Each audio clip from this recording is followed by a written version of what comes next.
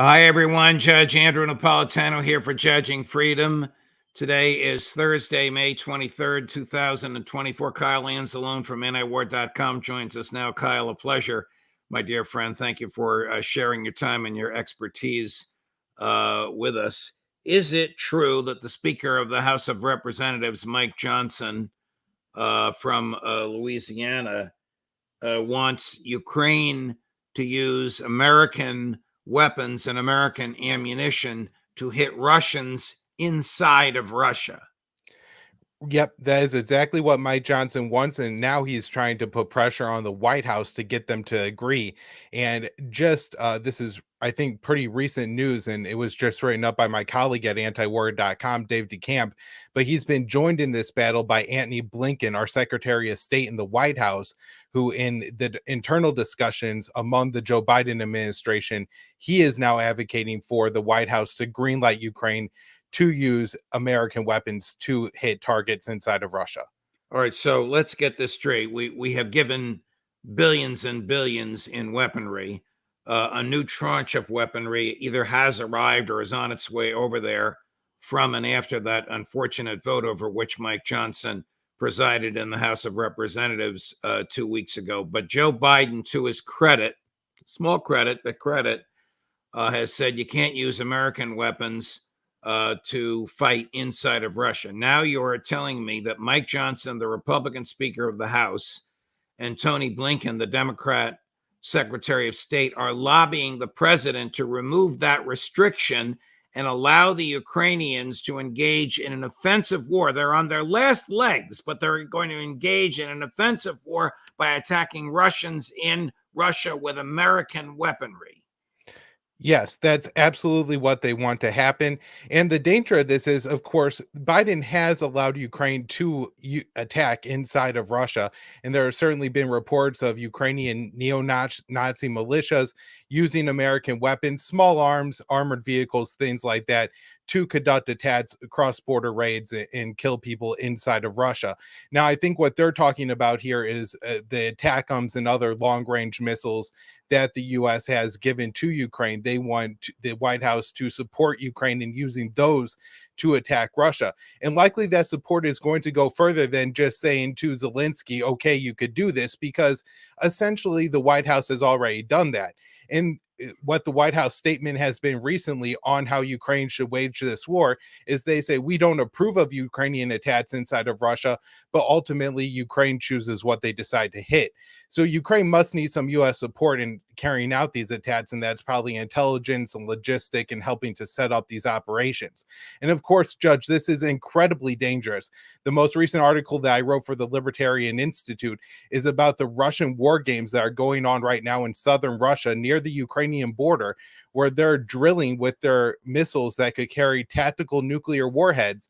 And they are doing this explicitly because NATO countries, so that's France, Estonia, and Lithuania, talked about sending their troops to Ukraine to train Ukrainians, and because the UK threatened to support Ukraine in using their long-range weapons to conduct attacks inside of Russia. All right, so I have two observations. One is we interviewed, Judging Freedom interviewed our intrepid independent American journalist who comes to us from time to time, usually at 3 a.m. Eastern time, Patrick Lancaster, this morning.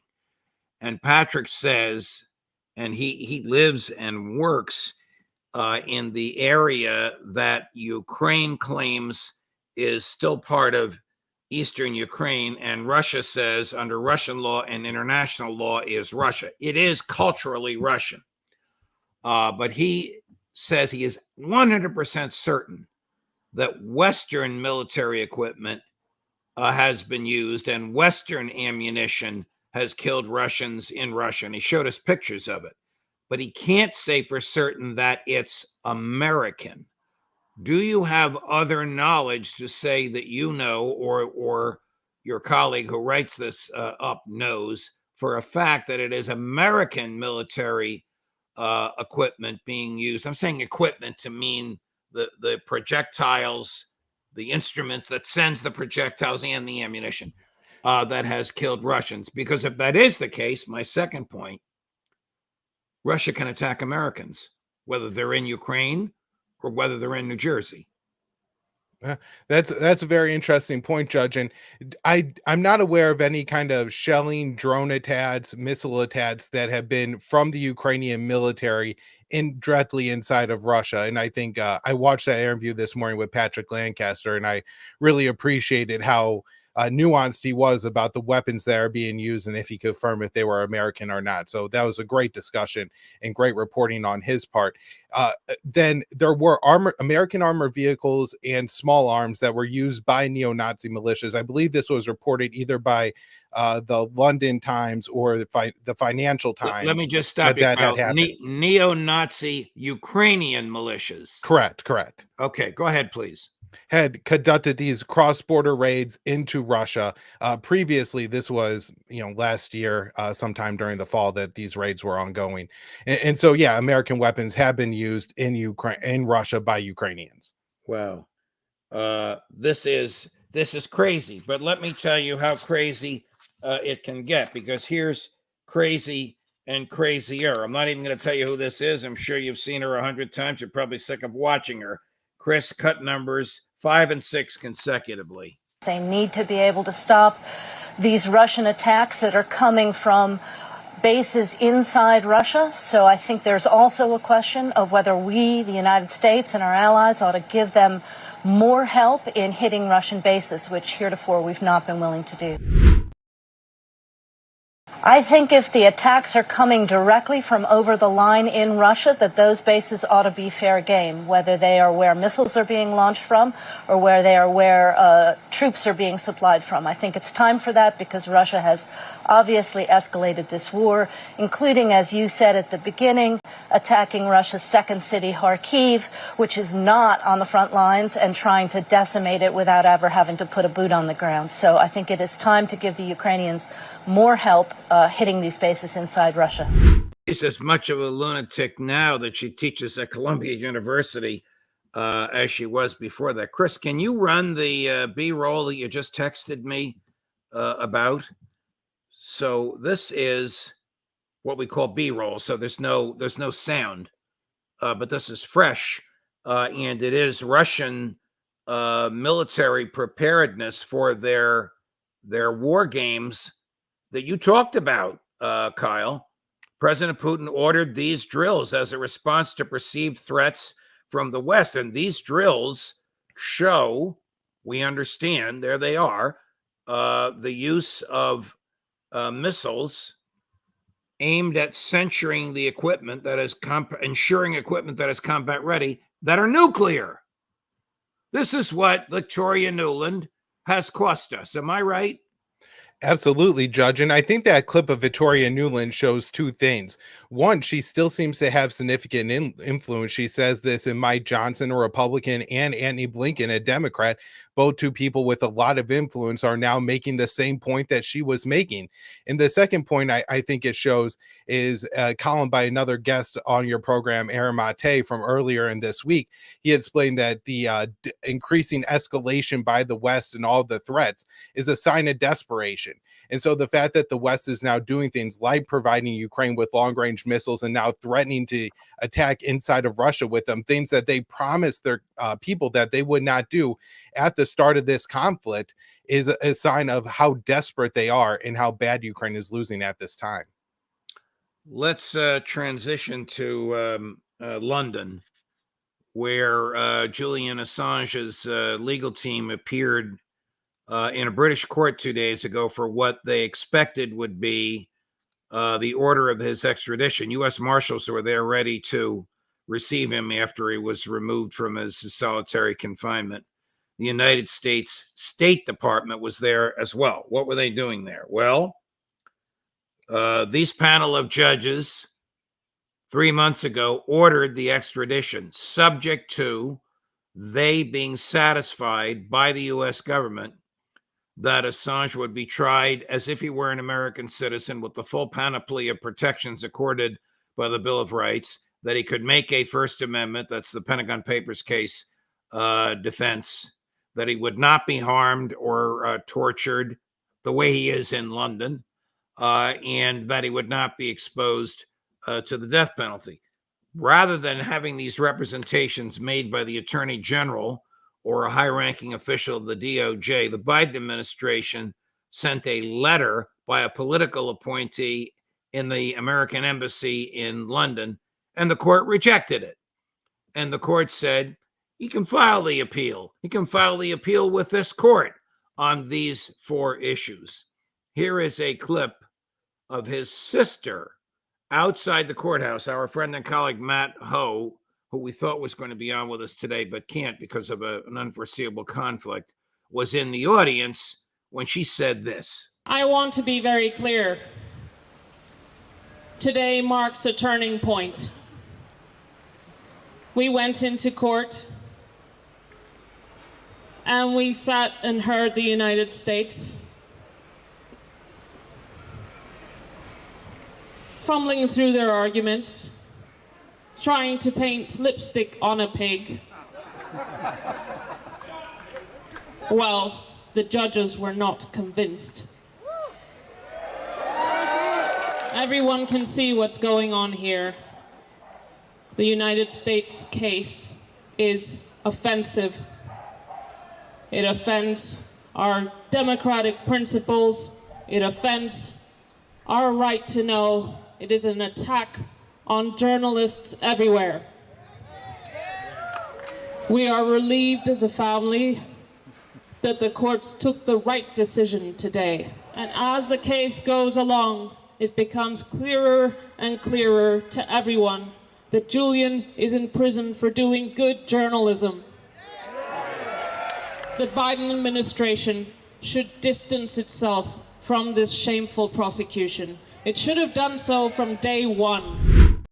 So a couple of comments before I ask your views. The video is courtesy of J.R. Bradbury, who sends us a lot of great material and can only be described as a huge fan of the show. And I misspoke. Stella is Mrs. Assange. That is Julian's wife and not his mother. Your thoughts? His wife and not his sister. I said it was his sister. Go ahead. Your thoughts. Right, Judge. So I really hope this is the good news that she portrays it as, that this really is the turning point in the UK courtroom and that they are about to win this appeal and Assange will be set free. My concern is that this is a political tactic being deployed by Washington and London here. They don't want to bring Assange to the US during an election year. And now there's also going to be a UK election coming up. So I don't think they want Assange to be a major point in either of those elections. And by having this appeal, it's going to delay his extradition to the US another 6 months, another year. And at that point in time, it won't be an election year and the left won't be able to pressure Biden on this. So I really do hope this is a good move. However, it really seems like Washington's goal here is to tie up Assange as long as possible, keep him in as inhumane conditions as long as possible, medical neglect, other kinds of psychological and physical abuse that, you know, the UN Special Rapporteur on Torture said amounts to torture. Those are the conditions that Assange is being kept in. And they really just hope to keep him wrapped up into this legal process until he dies. And while I really, again, hope that this is a turning point, oftentimes the American empire is willing to get what it wants when it's a top priority issue, and keeping Assange silenced and behind bars as long as he's alive is one of their top priorities. Well, sadly, I think you're right. However, one of the representations that the State Department made in this letter that the court rejected was that he would probably serve, even if convicted of everything he's charged with, 4 to 6 years in the U.S. He's already served 5 years in solitary confinement in Great Britain. That might be a hook on which old Joe and Tony Blinken can hang their hats if they want to cut a deal with the Australian government, set him free, and let him go home to Australia. I mean, you know the way these people think. It's an out for them. Well, look, he already got his time in jail, so we're going to wash our hands of it and go to other things. I just hope he gets out and is free and lands in a country where he's free to speak his mind and continue his work. He exposed the administration of George W. Bush for war crimes. The administration of Barack Obama decided his Assange's exposure was protected by the Constitution, the First Amendment as interpreted by the Supreme Court in the Pentagon Papers case. It wasn't until Mike Pompeo became Secretary of State and Bill Barr became Attorney General that they persuaded then President Donald Trump to permit them to seek his indictment. This is the same Mike Pompeo who will not deny that he once planted and plotted while he was the head of the CIA to murder Julian Assange. I mean, there is no equity whatsoever on the side of the Americans in this case. Your thoughts? Yeah, you're absolutely right on all that, Judge. And the one thing I'll say, and the one reason I don't think Biden and Blinken are willing to just cut him loose and present it as a win on this issue, is because of what WikiLeaks is and who Julian Assange is. He is the most important journalist in the post-Cold War era, right? Throughout the terror wars, WikiLeaks has given us the most vital information that we have. And not only on the war on terror, not torture, not the Iraq war, the Afghan war, but including the memo that Bill Burns wrote to his boss, Condoleezza Rice. Net means net, explaining why the Russians are hardline on the position of Ukraine and Georgia joining NATO. And so in so many different places, Julian Assange has foiled the American empire. And right now, if you look at what they have going on with the war in Ukraine and the massive corruption boondoggle that is, what if he gets out and WikiLeaks functions as an organization again, and they get their hands on some documents exposing the corruption and how much money is being stolen in Kiev? Or they get videotapes like the collateral murder video that exposed the Israeli war crimes in Gaza. I mean, he could seriously turn the public against these wars. He is a major threat to the empire. Very nicely put, and I'm sure they view it that way. Transitioning over to Israel, I think you've probably seen this because it's gone viral, but we're going to play it. This is D'Angelo Fletcher. Mr. Fletcher was the valedictorian at Morehouse College's graduation last weekend, at which President Biden received an honorary PhD. Listen to what Mr. Fletcher said while speaking next to President Biden. Watch the look on President Biden's face and watch his hands.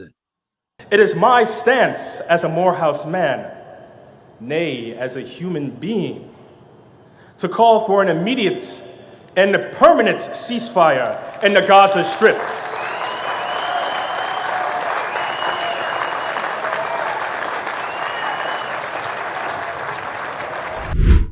The man who could make this happen with a phone call, with the snap of a finger, sat there and applauded.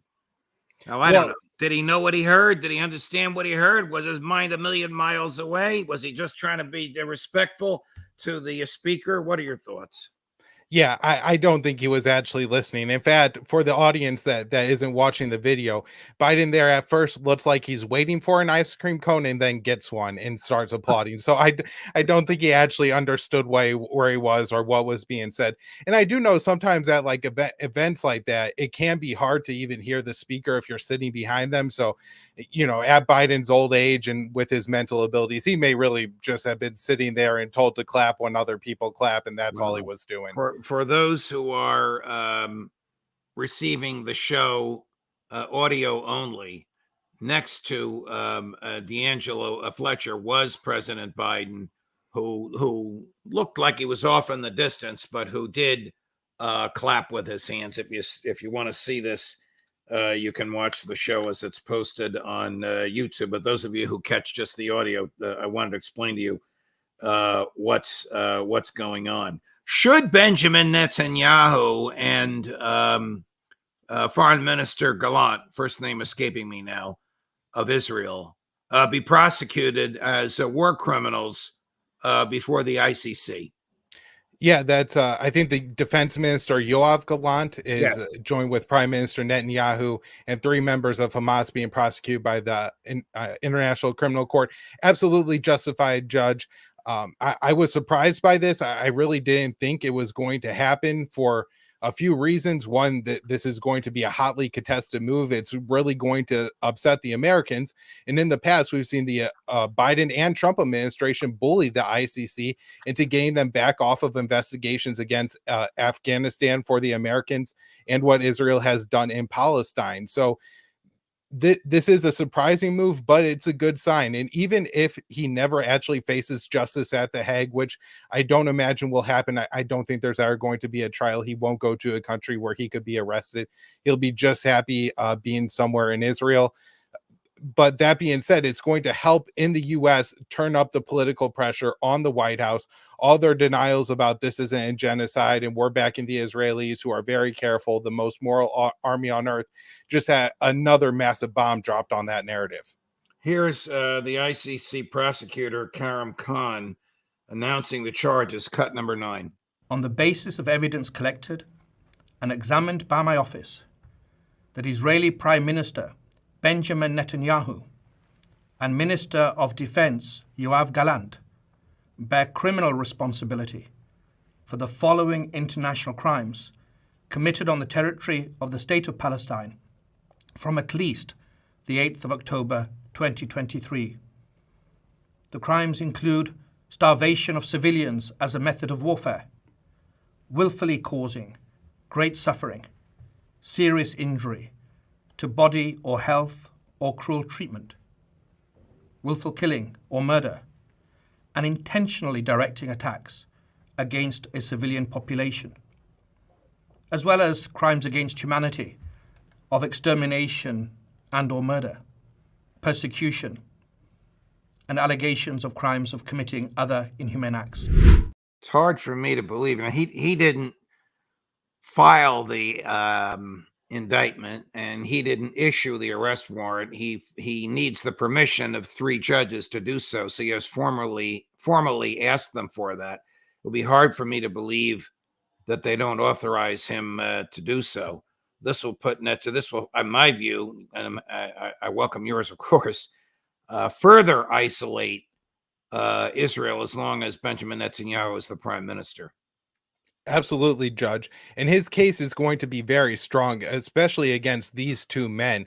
With Netanyahu, the biggest admission that he made was he publicly called for the Israeli soldiers to treat the Palestinians like Amalek, which is a reference to a biblical story where the Israelis are told to wipe out Amalek. And so that's an obvious call for ethnic cleansing or genocide. But even more obvious is the one made by Yoav Gallant, calling for no food, no water, no fuel, no aid of any kind to enter Gaza, and then referring to the Palestinians that live there as human animals.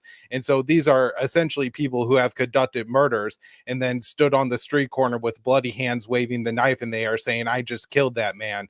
The evidence is absolutely so strong against them. And if they ever face trial, they, I'm sure, would be convicted. Here's Speaker Mike Johnson saying America should punish the ICC. Cut number 14, Chris. America should punish the ICC and put Karim Khan back in his place. And if the ICC is allowed to threaten Israel's leaders, we know that America will be next. There is a reason that we've never endorsed the International Criminal Court, because it is a direct affront to our own sovereignty. We don't put any international body among or above American sovereignty, and Israel doesn't do that either. Congress is reviewing all of our options right now. We have some very aggressive legislation that we're going to push as quickly as possible. It will impose sanctions, and if the ICC moves forward with its absurd warrant arrest or request, this is going to be an even bigger international problem. Ever seen politicians threatening prosecutors before? I mean, in America, that's a federal crime to threaten a prosecutor who's exercising his or her discretion. And I have to correct Speaker Johnson. The United States is a signatory to the UN Charter, which we wrote in the Truman administration. And the UN Charter establishes the International Court of Justice, on which there is an American jurist, and we are subject to that. So he's wrong when he says we have never recognized a court outside the United States. I know conservative Republicans don't like to hear that, but it is true. Your thoughts? Well, Congress has also passed what is known as the Hague Invasion Act, and this was in 2002 to protect George W. Bush and other American officials from war crimes should they have been indicted by the Hague. And so there, Congress has really taken shots at this body before. During the Trump administration, we sanctioned members of the ICC for looking into U.S. war crimes in Afghanistan, Israeli war crimes in Palestine. And so there is a rich history of doing this. But I think the reason that Mike Johnson is so concerned and so many members of the American government have taken such strong stands against this is that if the Israeli officials are guilty of conducting war crimes in Gaza, then we are absolutely 100% guilty of enabling and embedding all those same war crimes, right? Absolutely. If that guy on the street is waving around the knife saying I murdered him, maybe the only person who doesn't believe it is the person who gave him the knife or something like that wants to deny it because they know they're an accessory to that crime should they get arrested. So that I think that's probably the only concern and why they're coming out so hard against it. Agreed, and nicely put, Kyle. And thank you for your time today and your usual expertise across a broad array of issues, from Ukraine to Assange to Israel and Gaza. All the best, my friend. We'll see you again soon. Thank you for having me, Judge. Of course. Coming up at 5:00 Eastern today, the inimitable Max Blumenthal. Judge Napolitano for Judging Freedom.